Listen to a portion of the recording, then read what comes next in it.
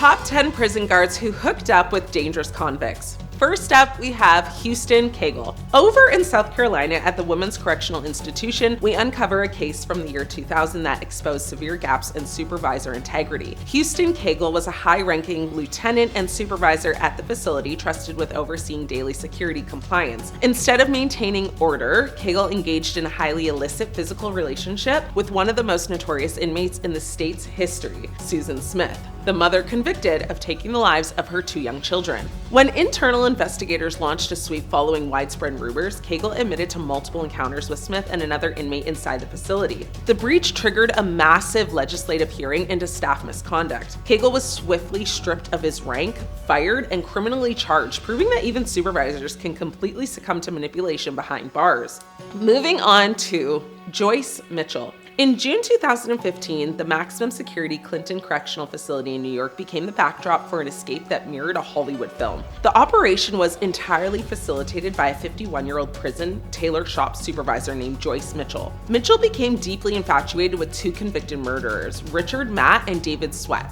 Now, using her access to the industrial facility, Mitchell smuggled hacksaw blades, chisels, and light-equipped tools directly to the men by concealing them inside frozen hamburger meat. The inmates used the gear to cut through solid steel cells, walls, and tracking pipes, successfully emerging from a manhole outside the facility walls. Mitchell had originally agreed to act as their gateway driver, but panicked at the last second and checked into a hospital. Her betrayal triggered a massive 3-week manhunt, resulting in her receiving a multi-year prison term. Next up is Heather Parker. Our third case takes us to North Carolina, where a correction officer named Heather Parker completely crossed the line from a public protector to an active criminal associate. Parker worked at a state facility housing highly volatile long-term convicts. Parker developed an intense, highly compromised romantic connection with an inmate named rogue offender Jermaine Wright, who was serving a lengthy sentence for severe violent offenses.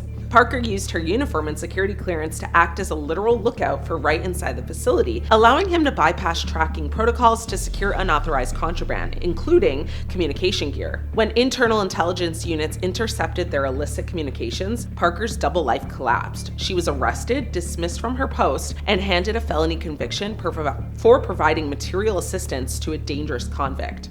Let's discuss the tragic case of Vicky White. In April 2022, the Lauderdale County Jail in Alabama experienced a devastating security breach orchestrated by the last person anyone would ever suspect. Vicky White was a highly respected 56-year-old assistant director of corrections with an unembellished 25-year career record. On her exact final day before retirement, Vicky falsified a medical transport order for a massive 6'9" inmate named Casey White, who was awaiting trial for capital murder. Instead of driving to a medical center, the duo abandoned her transport vehicle for a pre-purchased getaway car. Investigators uncovered that Vicky had secretly liquidated her home and amassed thousands in cash to fund a joint future with this convict. Following a dramatic 11-day multi-state federal manhunt, tactical units finally pinned their vehicle down in Indiana, bringing a tragic permanent end to the correction officer's desperate flight.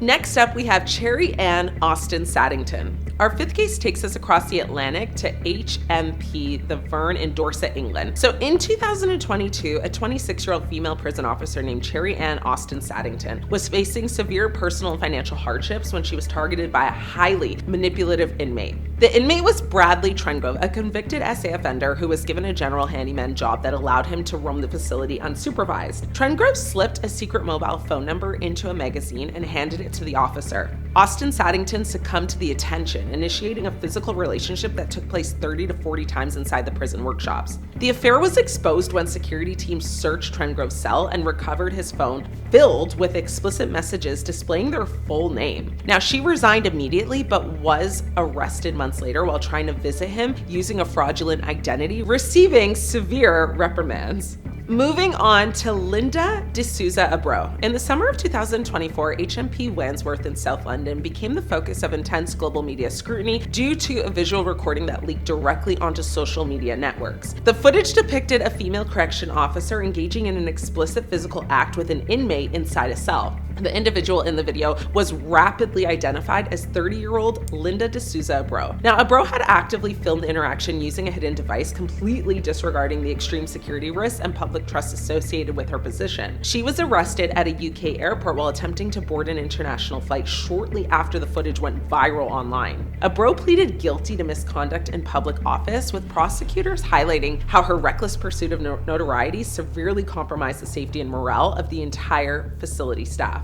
On to the case of Kerri Pegg. The breakdown of professional boundaries isn't just limited to entry-level guards. In a shocking case that concluded in early 2025 at Preston Crown Court, a high-ranking prison governor named Kerri Pegg was actually sentenced to 9 years behind bars. Pegg was considered a rising star in the UK prison service, climbing to governor-grade status at HMP Kirkham. However, she fell under the complete manipulative control of an organized crime figure named Anthony Saunderson. Pegg broke multiple security laws, directly signing off on Saunderson's early temporary release programs without proper authorization. And in return, the crime boss used an encrypted network to secure her a £12,000 Mercedes vehicle, paid for through illicit transactions. When police raided her home, they uncovered a burner phone dedicated entirely to Saunderson, along with his direct DNA on a toothbrush in her apartment. Then there's Emily Watson. Our eighth case takes us to HMP Manchester, an institution built to hold some of the most volatile individuals in the country. So in 2018, a 26-year-old correction officer named Emily Watson allowed herself to become completely compromised by a high-profile inmate. Watson was assigned to manage John McGee, an individual serving a lengthy sentence for causing a fatal vehicle collision during a high-speed police pursuit. Watson began spending prolonged, unauthorized periods inside McGee's private quarters, executing physical encounters directly on the wing. The relationship was uncovered when security staff intercepted a mobile device McGee had smuggled into his cell, containing extensive compromised communications. Watson was terminated from the service and handed a direct custodial sentence for misconduct in public office.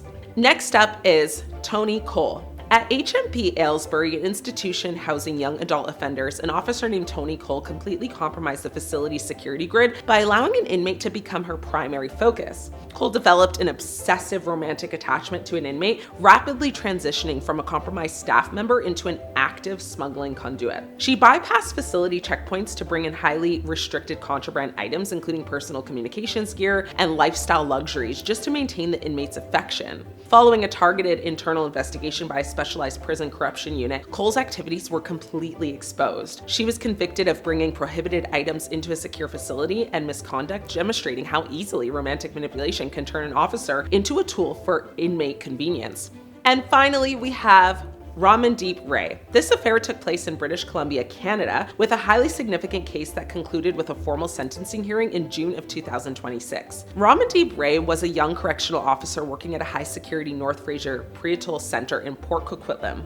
Starting in late 2021, Rai engaged in a secret romantic relationship with an active inmate that lasted for an entire year. Rai supplied the inmate with a forbidden cell phone, allowing him to maintain continuous communication with her. Even worse, the inmate used the device to orchestrate outside transactions connected to the illegal substance trade, though Rai was unaware of the scale. When an unrelated internal audit exposed their recorded romantic calls, Rai resigned. Now, on June 24, 2026, a judge handed her a 2-year conditional sentence with strict house arrest, noting that her choices had severely jeopardized the physical safety of her fellow officers. 10 individuals who allowed the boundaries of the law to completely dissolve, proving that behind the walls of justice, the most dangerous threat to security can sometimes come from the staff members carrying the keys.